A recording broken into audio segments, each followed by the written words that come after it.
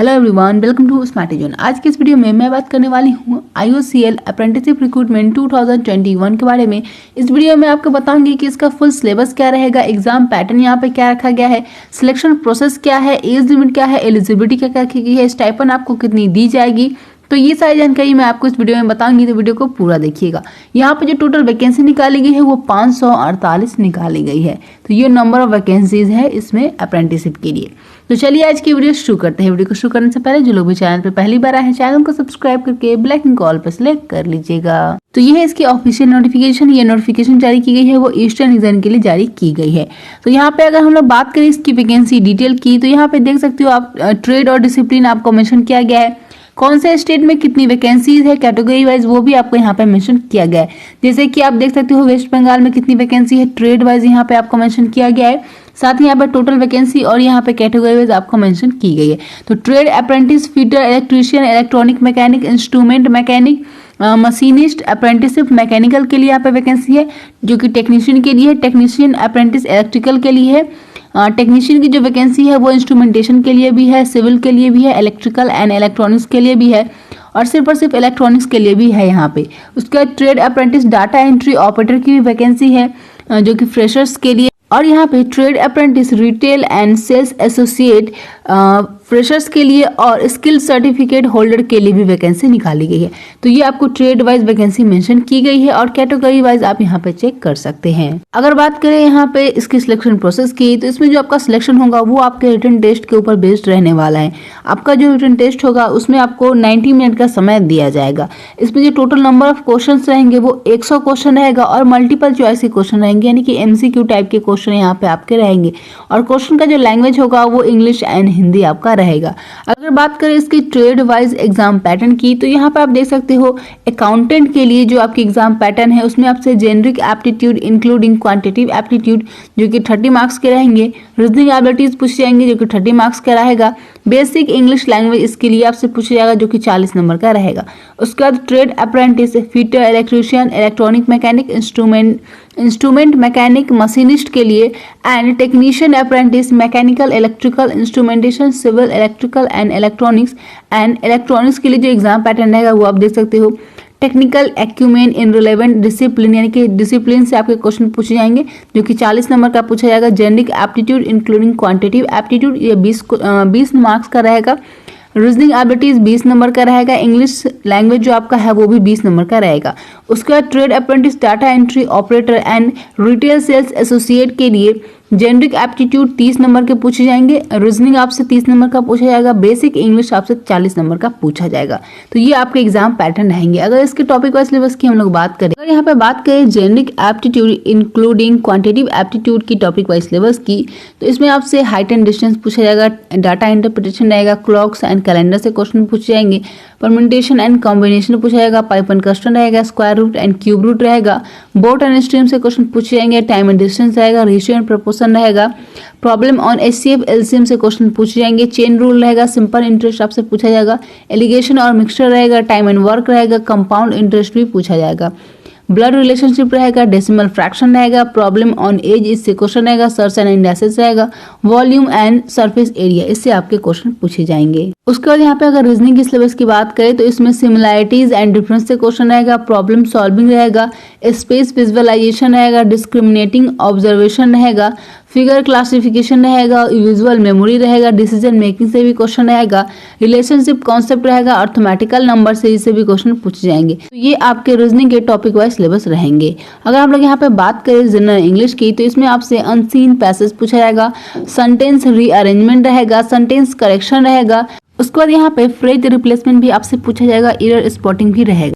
पारा जंबर यहाँ पे पूछे जाएंगे, रीडिंग कॉम्प्रिहेंशन रहेगा, वर्ड फॉर्मेशन रहेगा, क्लोज टेस्ट भी आपसे पूछा जाएगा, सब्जेक्ट वर्ब एग्रीमेंट रहेगा, यहाँ पे इडियम्स एंड फ्रेजेस रहेगा, फिलिंग द ब्लैंक पूछे जाएंगे, मिसिंग वर्ब रहेगा और सिनोनिम से भी क्वेश्चन पूछे जाएंगे।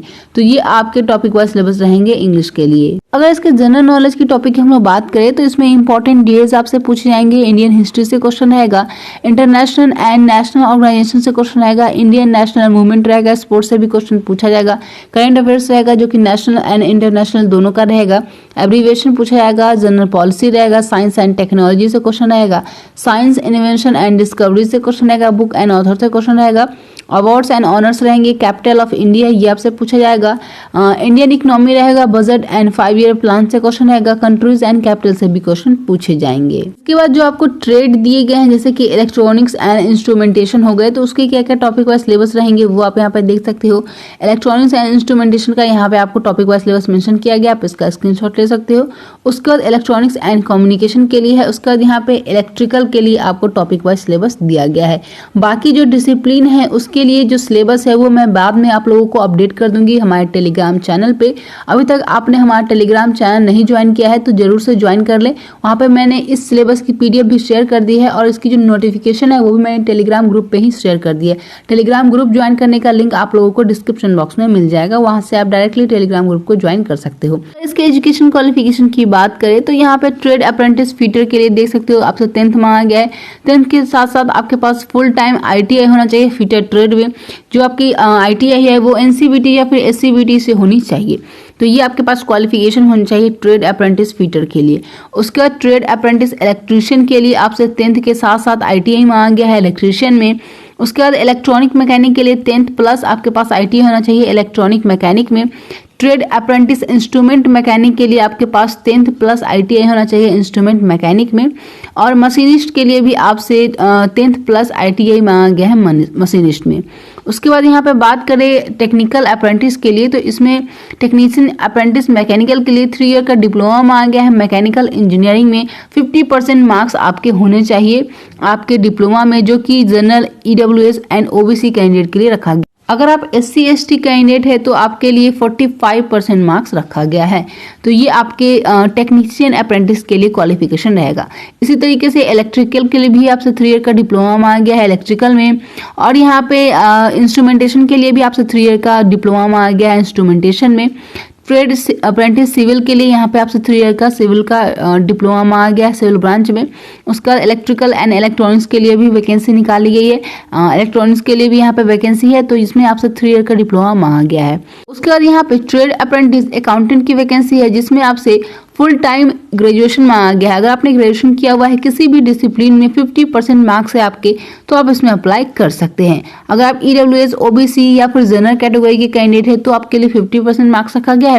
SC ST PWD कैंडिडेट के लिए 45% रखा गया है। उसका डाटा एंट्री ऑपरेटर के लिए वैकेंसी है, जो कि फ्रेशर्स अप्रेंटिस के लिए है, जिसमें नॉन ग्रेजुएट यानी कि 12th पास कैंडिडेट अप्लाई कर सकते हैं।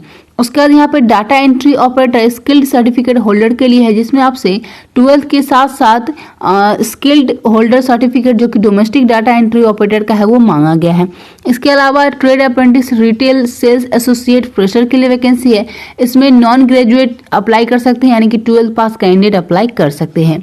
उसके बाद trade apprentice retail sales associate skill certificate holder के लिए मिनिमम आपसे 12th मांगा गया है। 12th के साथ साथ यहाँ पे आपके पास स्किल सर्टिफिकेट होना चाहिए रिटेल ट्रेनिंग एसोसिएट में, तो आप इसके लिए अप्लाई कर सकते हैं। तो ये आपके पास यहाँ पे क्वालिफिकेशन होनी चाहिए trade apprentice retail sales associate skilled certificate holder के लिए। तो ये आपके एजुकेशन क्वालिफिकेशन रहेंगे। यहाँ पे आपको ये भी लिखा गया है कि जो हायर क्वालिफिकेशन वाले हैं BE BTech वाले हैं उनको यहाँ पे कंसिडर नहीं किया जाएगा। अगर इसमें एज लिमिट की हम लोग बात करें तो यहाँ पे मिनिमम एज लिमिट 18 साल रखी गई है, मैक्सिमम एज लिमिट 24 साल रखी गई है।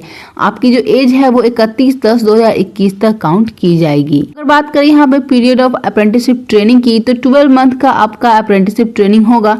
उसके बाद यहाँ पे डाटा एंट्री ऑपरेटर के लिए फ्रेशर्स अप्रेंटिस के लिए 15 मंथ का ये ट्रेनिंग रहेगा। और trade apprentice retail sales associate freshers के लिए ये 14 महीने का रहेगा। और बाकी सभी पोस्ट के लिए 12 मंथ का आपका ट्रेनिंग होगा।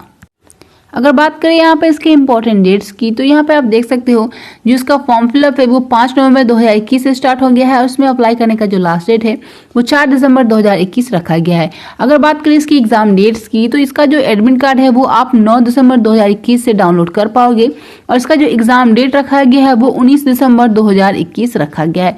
और इसका जो डॉक्यूमेंट वेरिफिकेशन का डेट है वो 19 29 नवंबर 2021 रखा गया और टाइमिंग भी आपको यहाँ पे मेंशन की गई है। जैसे कि आपका जो रिटन टेस्ट होने वाला है उसका टाइमिंग सुबह 11 बजे से आपका रहेगा और जो आपका डॉक्यूमेंट वेरिफिकेशन होगा उसका शाम 5 बजे से यहाँ पे रहेगा। तो ये आपको बताया गया है। अगर बात करें इसके एग्जाम सेंटर की तो यहाँ पे आप देख सकते हो एग्जाम जो इसका कंडक्ट कराया जाएगा वो कोलकाता, पटना, भुवनेश्वर, रांची एंड गुवाहाटी में कंडक्ट कराया जाएगा। तो ये आपके एग्जाम सेंटर रहेंगे। तो ये थी आज की अपडेट। आई होप कि आप लोगों को ये अपडेट हेल्पफुल लगी होगी। वीडियो हेल्पफुल लगी है तो इस वीडियो को एक लाइक जरूर से कीजिएगा और अभी तक आपने हमारे चैनल को सब्सक्राइब नहीं किया है तो सब्सक्राइब करके बेल आइकन कॉल पर सेलेक्ट कर लीजिएगा। जितना हो सके इस वीडियो को शेयर कीजिएगा अपने फ्रेंड्स के साथ। तो मिलती हूँ मैं नेक्स्ट वीडियो में। Bye bye.